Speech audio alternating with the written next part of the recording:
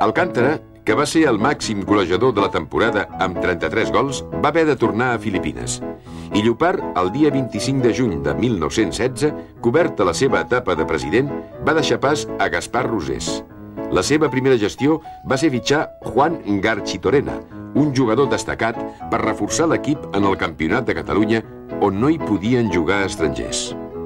El 17 de desembre de 1916, després de guanyar l'Espanyol per 3-0, el club espanyolista va denunciar la formació del Barça perquè Garchitorena era argentí. Yo, Federico Beltrán, gran amigo de Germán. Garchitorena se'n va anar a Hollywood. Es va dedicar al cinema amb el nom artístic de Juan Torena i va protagonitzar un romanç prou espectacular amb l'estrella Mirna Loy.